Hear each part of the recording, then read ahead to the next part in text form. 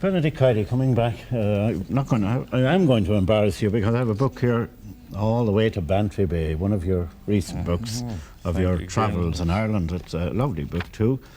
I was particularly interested in a chapter you have about the late Patrick Kavanagh, the poet. Yes, Patrick was a friend of mine. We worked together even on the same newspaper once. And I got on rather well with him. He was a rough sort of man, but he was touched by genius and by God, you know. He was a very extraordinary man. I hope I don't embarrass you by just reading a little piece. Oh, not in the least. Encourage everybody to buy. It's leading up to the song we're going to hear, and you're talking about the time you worked in that sort of newspaper. The old Standard under Peter O'Curry, yes, when it was a newspaper. Yeah. And you said we raised our... he came to you and he said that he would like you to listen to a song, and he said, would the song go to the air of the... He had it written out rather badly in pencil, you see, and he was a very bad speller, like many. I believe John Milton couldn't spell either. But he said, could we sing this to the air of the dawning of the day? So we raised our voices together in a cacophony that fortunately nobody was there to hear. It must have been terrible to listen to. And I think I was, as far as I can gather, the first person ever to see the words of the song. I knew the woman, and as you do too, the lady to whom the poem was written, that he had been in love with. I was very young at the time, and he was quite old. At least in my eyes, at that age. You know, he seemed quite old. But I upbraided him about his Terry Flynn and his writing about cabbages and turnips and potatoes, because he said he was a peasant poet. So I said, you should write something else. Oh, he said, I'll write something else. And that was the origin of Raglan Road. We have, in fact, to sing Raglan Road here, another old friend, Luke Kelly of the Dubliners, and with him Al O'Donnell. And of course, Luke, you remember yourself meeting the Mr. Kavanagh. Yeah, on the one occasion that I dared actually to speak to the man. Because as Ben said earlier on, he was a rough sort of man.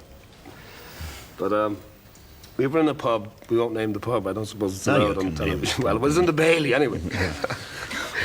And he was singing in his own peculiar manner, and so was I, in my own peculiar manner. And he said, I've got a song for you. And he said, you should sing Raglan Road. And I'm very proud of the fact that I got the imprimatur, as it were, from the man. And you did sing it, himself. And you will now. Well, I'd like to sing it now, yeah. Why not? Luke Kelly with Al O'Donnell. Okay.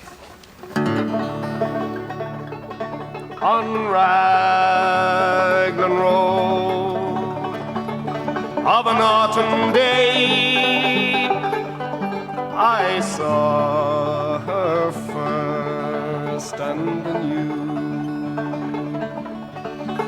that her dark hair would weave a snare that I might one day rue. I saw the danger and I passed along the enchanted way,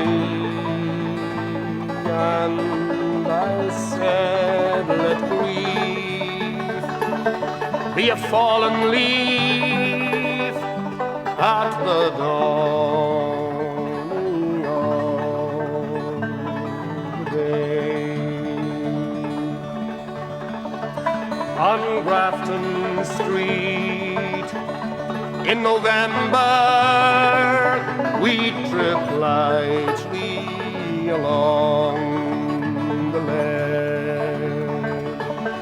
of a deep ravine where can be seen the worth of passion's pledge, the Queen of Hearts still making tarts, and I not making hay.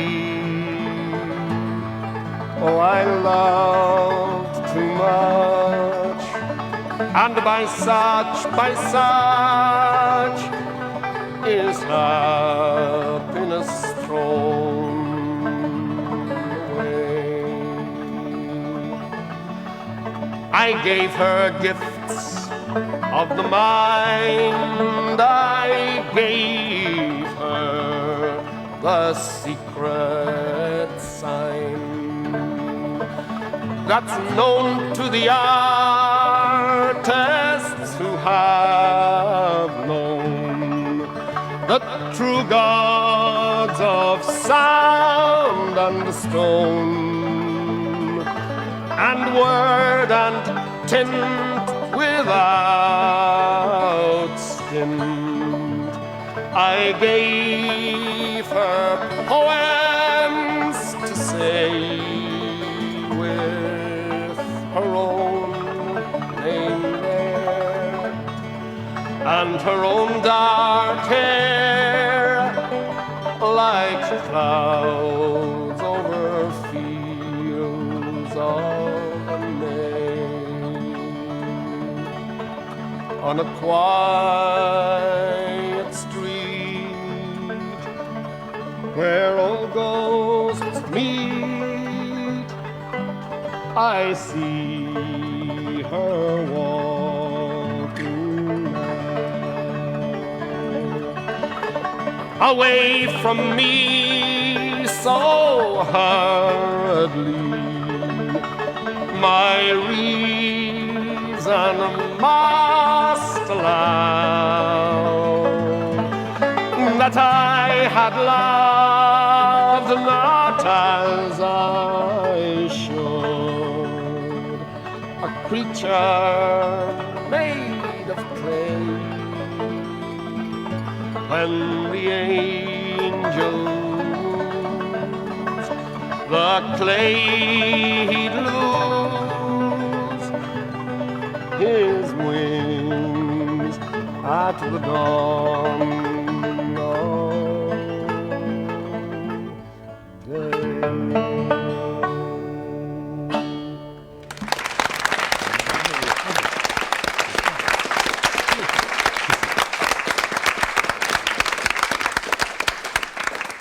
Goramagat, Goramagui, Luke Kelly, and Al O'Donnell.